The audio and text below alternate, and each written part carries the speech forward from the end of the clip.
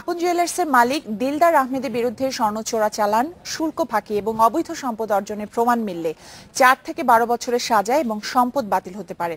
আর এই অভিযোগ খতিয়ে দেখতে রাজধানীতে প্রতিষ্ঠানটির 5টি শোরুমে অভিযান চালিয়েছে শুল্ক গোয়েন্দারা। এছাড়া বনানীর রেন্ট্রি হোটেলে অভিযান চালিয়ে 3টি অনিয়মের কারণে মামলার সিদ্ধান্ত নিয়েছে শুল্ক গোয়েন্দা কর্তৃপক্ষ। রোববার সাপ্তাহিক ছুটিতে বন্ধ গুলশান 2-এর আপন জুয়েলার্সের শোরুম। অনিয়মের প্রমাণ অনুসন্ধানে এসে প্রতিষ্ঠানের কাউকে না পেয়ে দোকানটি সিলগালা করেন শুল্ক গোয়েন্দারা। কর্মকর্তারা বলেন, আপন জুয়েলার্সের মালিক দিলদার আহমেদের বিরুদ্ধে স্বর্ণ ও হীরা চোরাচালানের তথ্য রয়েছে। যে সে স্মাগল গোল্ড এবং ডায়মন্ডের ব্যবসা করে, এটা আমরা ওই সূত্রটা আমরা এবং আমাদের অন্যান্য যে রেফারেন্স আছে, আমাদের যে ইম্পোর্ট তথ্য আছে, এদের সংগ্রহ করা হয়েছে। স্পেসিফিক তথ্যের উপর ভিত্তি করেই আমরা অভিযানে নেমেছি। গুলশান ডিসিসি মার্কেট, মৌচাক, সীমান্ত স্কয়ার ও উত্তরায় দিলদারের মালিকানাধীন আপন জুয়েলার্সের আরও 4টি শোরুমেও অভিযান চালান শুল্ক গোয়েন্দারা। জব্দ করা হয় বিভিন্ন ব্যবসায়িক নথি।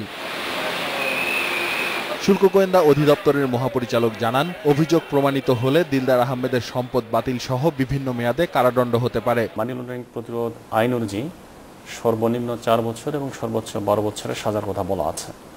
এছাড়াও কাস্টমস আইনে যদি তিনি অপরাধ করেন, সেখানেও কিন্তু 7 বছরের জেলের কথা বলা আছে। একই সঙ্গে তার সংশ্লিষ্ট ডার্টি মানির কথা যেটা বলা আছে, সেটি কিন্তু রাষ্ট্রীয় অনুকূলে বাজেয়াপ্ত হবে।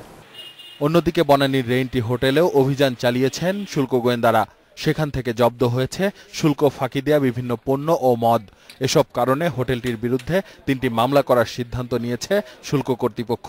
ব্যবস্থা নেওয়ার জন্য পর্যাপ্ত আমাদের উপাদান আছে, কাস্টমস ইন্টেলিজেন্স, কাস্টমসের পয়েন্ট অফ ভিউ থেকে এবং আমাদের ভ্যাট কমিশনার থেকে ভ্যাট ইভেশনের জন্য মামলা দায়ের করা হবে।